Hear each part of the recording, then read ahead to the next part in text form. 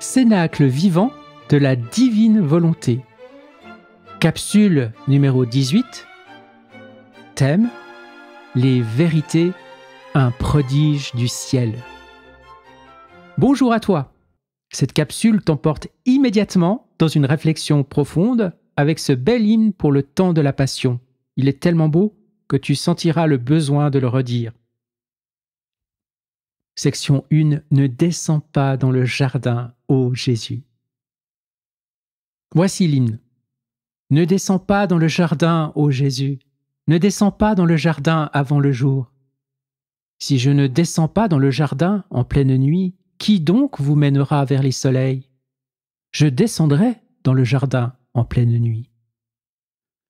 Ne laisse pas lier tes mains, ô Jésus. Ne laisse pas lier tes mains sans dire un mot. Si je ne laisse pas lier mes mains, qui donc pourra détruire les prisons dont vous souffrez?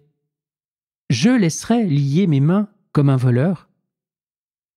Ne t'étends pas sur cette croix, ô Jésus, ne t'étends pas sur cette croix jusqu'à mourir. Si je ne m'étends pas sur cette croix comme un oiseau, qui donc vous gardera contre l'enfer où vous allez? Je m'étendrai sur cette croix comme un oiseau. Ne laisse pas percer ton cœur, ô Jésus, ne laisse pas percer ton cœur par tes bourreaux.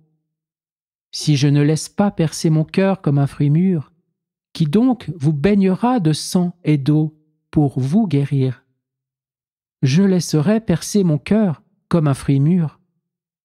Ne descends pas dans le tombeau, ô Jésus, ne descends pas dans le tombeau qu'ils ont creusé. Si je ne descends pas dans le tombeau comme un froment, qui donc fera lever de vos cercueils vos corps sans vie? Je descendrai dans le tombeau pour y dormir. Christ est allé dans le jardin, Alléluia. Christ a laissé lier ses mains, Alléluia. Christ a voulu souffrir la croix, Alléluia. Christ a dormi dans le tombeau, Alléluia. Tiré du bréviaire du temps présent. Deuxième section, une mort pour plus de vie. Extrait du Livre du ciel au tome 7, le 20 janvier 1907. Jésus dit: Ne sais-tu pas que si le grain de blé n'est pas enterré et ne meurt pas complètement, il ne peut produire une nouvelle vie et se multiplier? Pareillement, si l'âme n'est pas ensevelie dans ma volonté, c'est-à-dire si elle ne meurt pas complètement à elle-même, en insérant sa volonté dans la mienne, elle ne peut produire une nouvelle vie toute divine, avec la reproduction de toutes les vertus du Christ, lesquelles constituent la vraie sainteté. Tout est écrit dans la nature. Tous ceux et celles qui font des jardins le savent.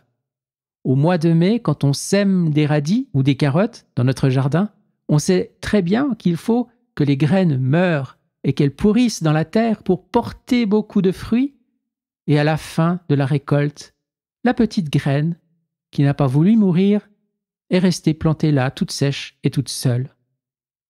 Je me rappelle une année où j'avais planté des patates dans mon jardin, et à un moment donné, je suis tombé sur une talle immense. C'est pas possible, les belles patates qui sortaient de là. Et ma question était, mais d'où ça vient tout ça? Et ça n'a pas pris de temps pour avoir ma réponse, en découvrant, tout au fond du trou, une vieille patate toute ratatinée et toute pleine de tubercules qui s'en allaient de tous les côtés. Eh bien, ça venait de la vieille, tout ça. Ce jour-là, j'ai compris ma vie, parce que la vieille patate, c'était moi, c'était ce que je vivais à ce moment-là. À l'intérieur de nous, il y a des lieux de mort et des milieux de vie, des espaces d'ombre et des zones de lumière, des aires de combat et des oasis de paix, des chemins de tristesse et des aboutissements de bonheur. Chacun de nous est libre de choisir son habitat. Mort lente. Le fiat suprême, fatigué, veut sortir à tout prix de cette mort lente, insupportable. Les châtiments les villes anéanties, les destructions ne sont que la conséquence des forts débats de son agonie, car, ne pouvant en endurer davantage, il veut faire ressentir son état à la famille humaine. Voyant que personne ne lui témoigne la moindre compassion, en luttant ainsi en elle, il veut lui montrer qu'il existe, qu'il ne veut plus rester dans cet état, qu'il veut la liberté et vivre sa vie en elle. Quel désordre dans la société, ma fille! Lorsque ma volonté ne règne pas, leurs âmes sont des habitations désordonnées où tout est sans dessus-dessous. La puanteur étant comparable à celle d'un cadavre en décomposition. Et ma volonté, dans son immensité, à laquelle il n'est pas donné de se retirer, ne serait-ce que d'un battement de cœur de la créature, se meurt au milieu de tous ces maux. Et c'est le cas de tout le monde en général. Dans l'ordre particulier, cela est encore pire chez les religieux, le clergé, chez ceux qui se disent catholiques. Et là, ma volonté non seulement elle agonise, mais elle est maintenue en état de léthargie, comme sans vie. Ah, c'est encore plus dur, car dans l'agonie, je peux me débattre, me défouler, manifester ma présence en eux. Mais en état de léthargie, c'est l'immobilité absolue, la mort continue. Tout est dans l'apparence, dans le déguisement de la vie religieuse. Car ma volonté étant dans cet état, leur âme reste assoupie comme privée de lumière. Le bien n'est pas pour eux, et dans ce qu'ils font à l'extérieur, il n'y a pas de vie divine. Ce n'est que de la fumée d'une fausse gloire, d'estime de soi, pour plaire aux autres créatures.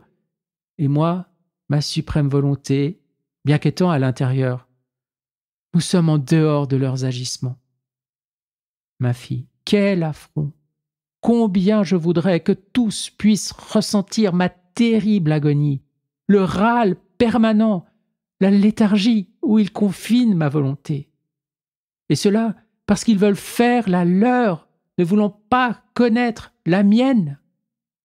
C'est pourquoi, à travers ces débats, elle veut rompre les digues, afin que s'ils ne veulent pas la connaître et la recevoir par les voies de l'amour, ils la connaissent par celles de la justice. Ainsi, ma volonté, fatiguée de cette mort lente depuis bien des siècles, a décidé de se manifester de deux façons. Par la voie de l'amour, en triomphant grâce à ses connaissances, ses prodiges et tous les bénéfices que son royaume du Fiat suprême apportera, ou par la voie de la justice pour qui ne veut pas qu'elle triomphe. Ce sera donc aux créatures de choisir de quelle façon elles veulent la recevoir. C'était un extrait du Livre du ciel au tome 20, le 19 novembre 1926. Section 3. Les clés de la justice remises à Louisa. Combien de fois Louisa demande à Jésus d'épargner le monde des châtiments. Et Jésus, à un moment donné, décide de lui donner les clés de la justice, avec en plus la connaissance nécessaire pour punir le genre humain. Waouh! Louisa était tellement contente de pouvoir décider du sort de l'humanité sans avoir à punir personne. Cependant, quelle ne fut pas sa surprise lorsqu'elle s'est vue au centre de la lumière. C'était bien différent de ce qu'elle pensait. Voici cet extrait qui nous fait comprendre très bien cette justice d'amour. Jésus lui dit : « Ma fille, pour te plaire, je te remets les clés de la justice avec la connaissance de ce qui est absolument nécessaire pour punir le genre humain. Avec cela, tu feras ce que tu veux. Ainsi, n'es-tu pas contente ?» En entendant cela, dit Louisa, je fus consolée et je me suis dit en moi-même : si c'est à moi de décider, eh bien, je ne punirai personne. Mais quel ne fut pas mon désenchantement quand Jésus béni me donna une clé et me plaça au centre d'une lumière d'où je vis tous les attributs de Dieu, y compris celui de la justice. Ah, comme tout est ordonné en Dieu. Si la justice punit, c'est dans l'ordre des choses, Si elle ne punissait pas, elle ne serait pas en harmonie avec les autres attributs divins. Je me suis vu comme un misérable ver au centre de cette lumière, voyant que si je le voulais, je pouvais contrer le cours de l'injustice. Mais alors, je détruirais l'ordre et j'irais contre l'homme lui-même, car même la justice est pur amour envers les hommes. Ainsi, je me trouvais totalement confuse et embarrassée. Pour me dégager, je dis à notre Seigneur, « Dans cette lumière, je comprends les choses différemment. Si tu me laisses faire, je ferai pire que toi. En conséquence, je n'accepte pas les clés de la justice. Ce que j'accepte, et je veux, c'est que tu me fasses souffrir et que tu épargnes les personnes. Je ne veux rien savoir du reste. » Souriant à ce que je venais de dire, Jésus ajouta, « Tu veux te libérer des clés de la justice, mais tu me fais encore plus violence en me laissant avec ces mots « Laisse-moi souffrir et épargne-les ». Je répliquai, « Seigneur, ce n'est pas que je ne veuille pas me montrer raisonnable, c'est parce que ce n'est pas ma besogne, mais la tienne. La mienne, c'est d'être victime. Par conséquent, fais ta besogne et je ferai la mienne. N'est-ce pas bien ainsi, mon cher Jésus ?» Me manifestant son accord, il disparut.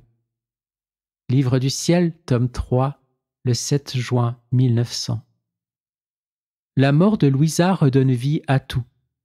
Jésus dit à Louisa, « Puisque mon humanité était habitée par le Verbe éternel et par une volonté qui n'a eu aucun commencement, qui n'aura aucune fin et qui est non sujette à la mort, rien de ce que j'ai fait ne devait se perdre, pas la moindre parole.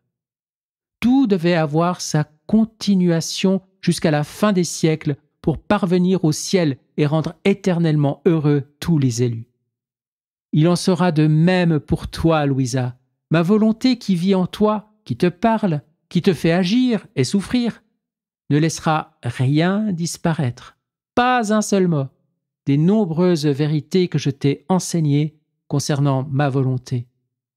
Elle mettra tout en mouvement, redonnera vie à tout. Ta mort sera la confirmation de tout ce que je t'ai dit. Puisque dans la vie, dans ma volonté, tout ce que l'âme fait, souffre, prie et dit contient un acte de divine volonté, tout cela n'est pas sujet à mourir, mais demeurera dans l'acte de donner vie aux créatures. Ta mort déchirera le voile qui couvre toutes les vérités que je t'ai enseignées, qui s'élèveront comme autant de soleil et disperseront les doutes et les difficultés qui semblaient les couvrir pendant ta vie. Pendant ta vie terrestre, tu ne verras que très peu, ou rien du tout, du grand bien que ma volonté veut réaliser à travers toi. Mais, après ta mort, tout aura son plein effet. Livre du ciel, tome 17, le 29 juin 1925. Section 4. Trop beau, les vérités de la divine volonté. La connaissance des vérités est si importante pour vivre dans la divine volonté que je me dois de partager avec toi plusieurs extraits à ce sujet, afin de te donner le goût de réfléchir sur ce prodige, non pas humain mais divin. Imagine-toi donc que ces vérités désirent se bilocaliser en toi. Alors, il te faudra ouvrir la porte de ton âme pour les laisser entrer. J'aimerais beaucoup que tu prennes le temps de les lire et les relire attentivement pour bien les assimiler. C'est Jésus qui veut parler à ton âme. La lumière de la divine volonté, c'est la vérité connue, embrassée, aimée et mise en pratique par l'âme. Cette vérité transforme l'âme en lumière et cause en elle et en dehors d'elle de nouvelles et continuelles naissances de lumière. Cette vérité forme la vraie vie de Dieu dans l'âme. Parce que Dieu est vérité, l'âme est liée à la vérité et plus encore, elle la possède. Dieu est lumière et l'âme est liée à la lumière. Elle est nourrie de lumière et de vérité. Livre du ciel, tome 17, le 1er mars 1925. Ma fille, tu dois savoir que, bien que je brûle d'envie de voir régner la divine volonté, je ne puis accorder ce don immense aux créatures tant qu'elles n'auront pas connu les vérités que je leur ai manifestées et qui leur permettront d'acquérir la vue afin de pouvoir le comprendre et se disposer à le recevoir, le don. On peut dire que, pour le moment, c'était en 1932, il leur manque l'œil pour le voir et la capacité pour le comprendre. Si je le faisais aujourd'hui, ce serait comme si je donnais le soleil à un aveugle. Le pauvre, malgré toute sa lumière, il serait toujours aveugle.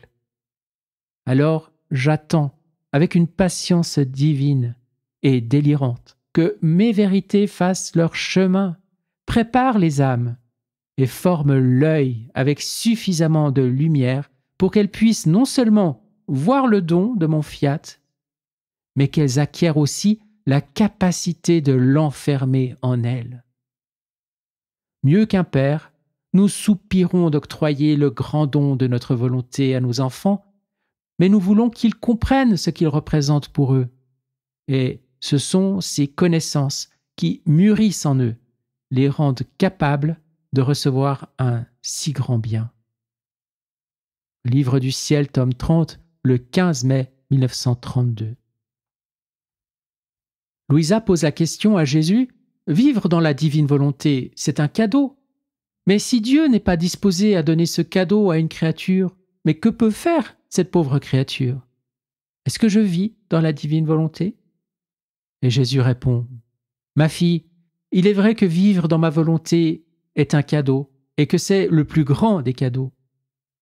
Mais ce cadeau qui a une valeur infinie n'est accordé qu'à ceux qui sont bien disposés à connaître les vérités contenues dans le cadeau et qui ne vont pas le gaspiller et qui sont prêts à se sacrifier pour que ce cadeau ait en eux la suprématie totale. Pour faire ce cadeau à une créature, je m'assure, en premier, qu'elle désire vraiment faire ma volonté et non la sienne, qu'elle est prête à tout sacrifier pour atteindre ce but, et qu'à chaque action qu'elle fait, elle réclame le cadeau de ma volonté, même sous la forme d'un prêt. Quand je vois qu'elle a pris l'habitude de tout faire avec le prêt de ma volonté, je la lui donne, parce que, en la demandant sans cesse, elle a formé en elle le vide où je peux déposer le cadeau céleste. S'étant habituée à vivre avec le divin aliment de ma volonté, sous la forme d'un prêt, elle a perdu le goût de sa propre volonté. Son palais s'est ennobli et ne peut plus s'adapter au vil aliment de sa propre volonté. Alors, se voyant en possession de ce cadeau qu'elle a tant désiré, elle en vit, elle lui donne tout son amour. Livre du ciel, tome 18, le 25 décembre 1925. Note, il serait important de lire l'extrait du tome 19 le 26 juillet 1926. La divine volonté comporte 4 paliers ou degrés différents. Ma fille, tu n'es pas consciente du don immense que Dieu t'a accordé en te communiquant ces vérités, qui illuminent ton âme, et le ciel tout entier est émerveillé à la vue de tant de lumière en toi, imprégnée de vie divine. En la transmettant aux autres créatures, celle-ci s'insinue dans les autres cœurs, sans pour autant se séparer de toi, et y forme sa vie divine. Ma fille, le trésor que l'on t'a confié à travers ces vérités concernant ma divine volonté est extraordinaire et a sa source dans le sein divin, laquelle ne cessera jamais de donner sa lumière. Livre du ciel, tome 25, le 4 novembre 1928. Chaque vérité a de quoi à dire et veut être écoutée. Louisa dit que chaque vérité a de quoi à dire. Chacune a la mission spéciale d'apporter le bien qu'elle renferme, et réunies ensemble, elles forment une seule vie. Mais pour pouvoir déposer ce bien, les vérités veulent être écoutées, reconnues, priées et appréciées, en ouvrant les portes de notre âme pour leur laisser entreposer la vie qu'elles contiennent. Jésus dit à Louisa, petite fille de ma volonté, tu dois savoir que manifester une de nos vérités est le plus grand miracle que notre être divin puisse faire. Quand nous manifestons une vérité, c'est notre propre vie qui est porteuse de la vie divine dans les créatures. Les autres miracles, même la création, sont nos œuvres, mais pas la vie.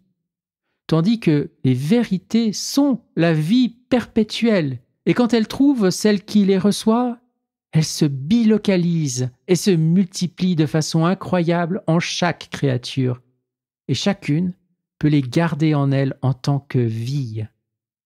Nos vérités attendent les nouvelles générations avec une patience invincible afin de leur donner les biens qu'elles possèdent. Nous regardons dans le temps et ne leur donnons le jour que quand nous sommes sûrs que le moment est venu pour elles de bilocaliser et multiplier nos vies au milieu des créatures. Crois-tu que les si nombreuses vérités que nous t'avons manifestées avec tant d'amour ne porteront pas leurs fruits et ne formeront pas leur vie dans les âmes? Détrompe-toi. Si nous l'avons fait, c'est parce que nous savons avec certitude qu'elles agiront et établiront le royaume de notre volonté au sein des créatures. Et si celles-ci pensent aujourd'hui que cette nourriture ne leur convient pas, le moment viendra où elles rivaliseront entre elles pour les connaître. En les connaissant, elles les aimeront et l'amour fera en sorte qu'elles souhaiteront s'en nourrir pour former la vie qu'elles leur apportent. Ne t'inquiète donc pas, ce n'est qu'une question de temps. Par conséquent, moi qui sais comment les choses se dérouleront, je continue à les manifester. Et toi, poursuis ton envol, écoute-moi attentivement et mets-les en pratique. Livre du ciel, tome 34, le 16 mai 1936. De précieux dons.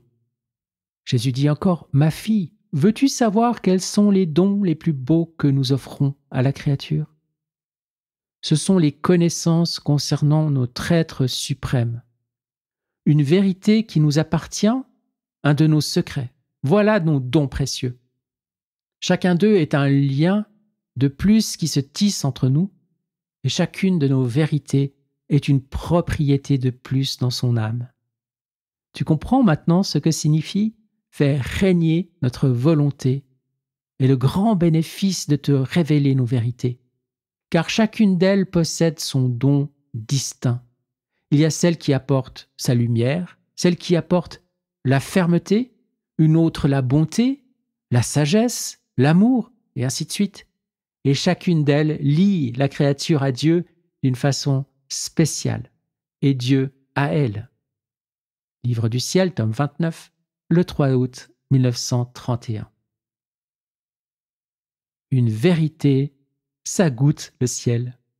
Louise a dit, « Mon pauvre esprit est toujours occupé par le divin fiat, qui en plus d'être la vie, veut être ma nourriture. Car la vie, il faut l'alimenter, sinon on meurt de faim. C'est pourquoi très souvent Jésus me donne des mets délicieux et célestes qui ne sont que d'autres vérités au sujet de sa volonté, afin que je puisse m'alimenter, mais aussi afin que sa vie à lui grandisse en moi. » Livre du ciel, tome 32, le 15 juin 1933. Une vérité, un prodige du ciel. Louise a écrit, « Mon petit esprit était empli des si nombreuses vérités concernant la divine volonté, et chacune d'elles se présentait à moi tel un prodige, non pas humain, mais divin, non pas de la terre, mais du ciel.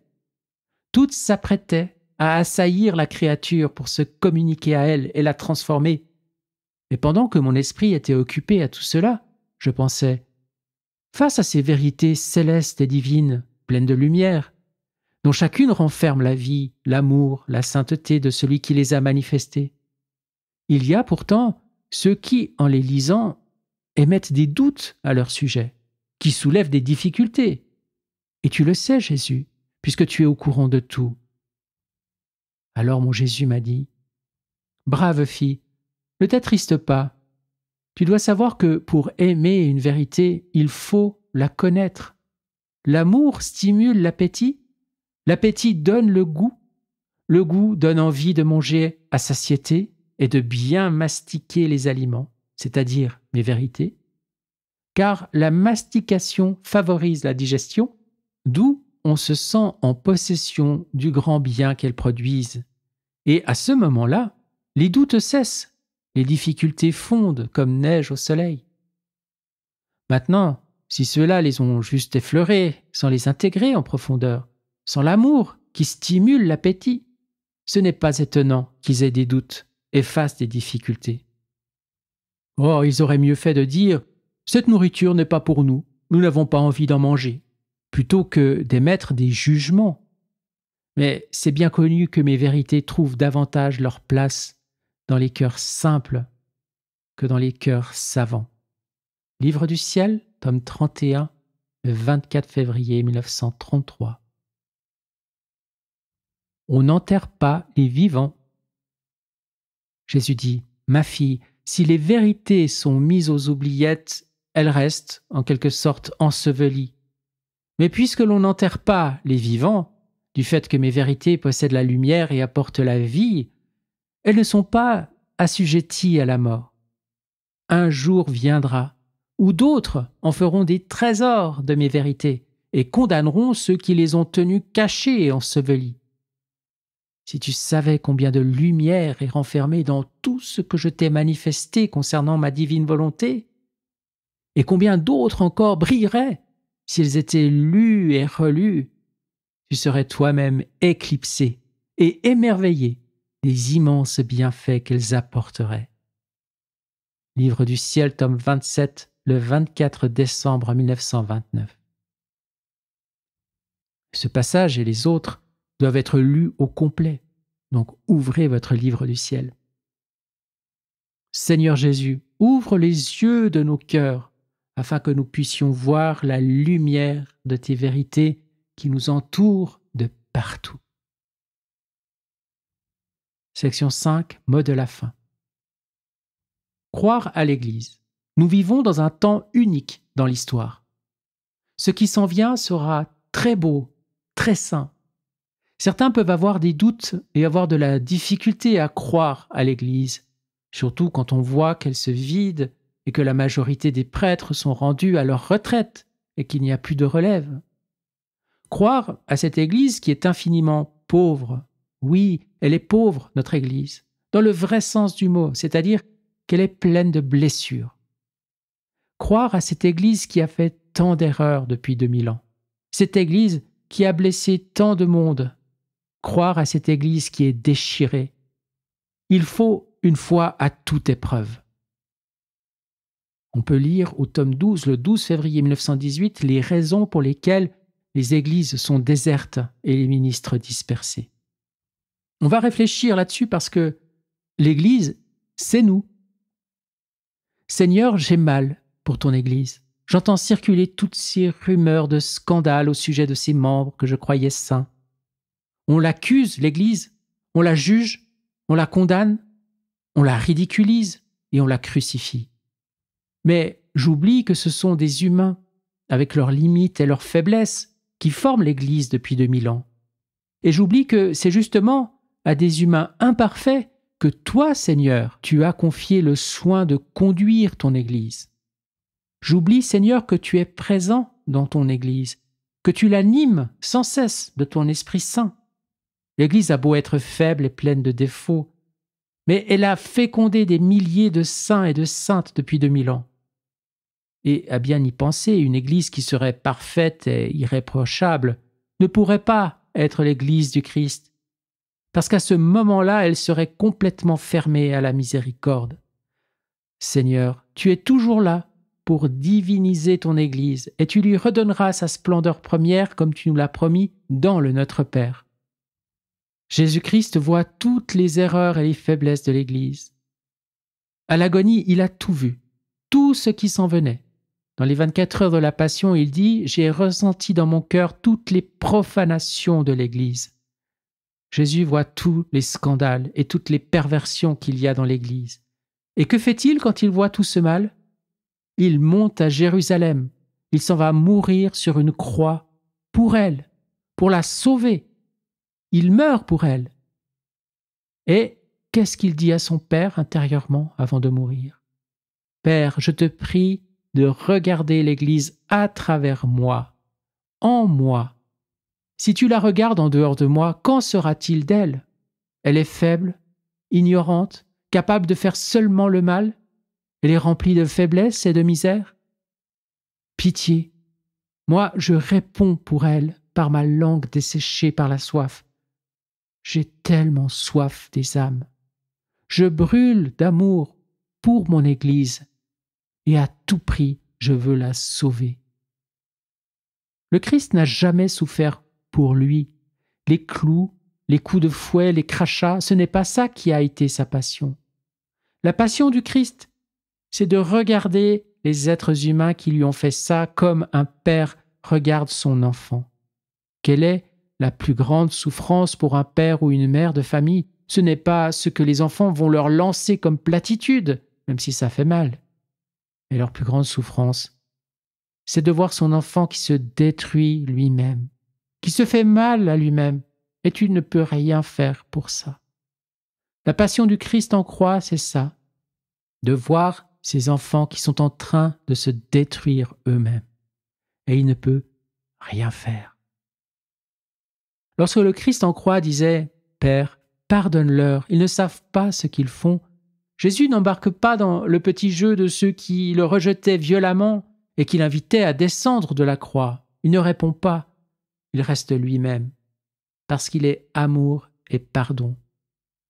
C'était le meilleur moyen d'inviter les autres à le devenir eux aussi à long terme. Père, pardonne-leur, ils ne savent pas ce qu'ils font. Ça veut dire ceci. Père, pardonne-leur, ils ne savent pas ce qu'ils se font à eux-mêmes. Ils sont en train de renier leur cœur profond. Ils se contentent de vivre en superficie dans leur être. Et plus profond que ça encore, ça veut dire ceci. Père, pardonne-leur, ils ne savent plus qui ils sont. Ça, c'est la passion du Christ, de voir ses enfants se suicider spirituellement devant lui, de les voir renier ce qu'ils ont de meilleur en eux. Ça, c'est la passion du Christ. Lui, il voit le fond. Il voit la beauté de ces êtres-là au fond. Et il voit qu'ils sont en train de renier ça. Ce qu'il faut sauver dans les autres, c'est l'amour. Et comment le sauver? Par l'amour. Il ne s'agit pas de prêcher l'amour, mais d'être l'amour. On s'en va vers une église beaucoup plus spirituelle, plus mature et beaucoup plus intérieure qu'extérieure. Tout comme les âmes qui vont en faire partie, l'église sera resplendissante de beauté dans son fond et elle apparaîtra alors comme une personne et non comme une institution. Alléluia! Le Christ est mort pour tous, afin que les vivants n'aient plus leur vie centrée sur eux-mêmes, mais sur lui qui est mort et ressuscité pour eux. 2 Corinthiens 5,15. Que la gloire du Christ ressuscité vous inonde de sa lumière et de sa paix divine. Joyeuse Pâques, Fiat, pour la plus grande gloire de Dieu, Nicole Boulanger.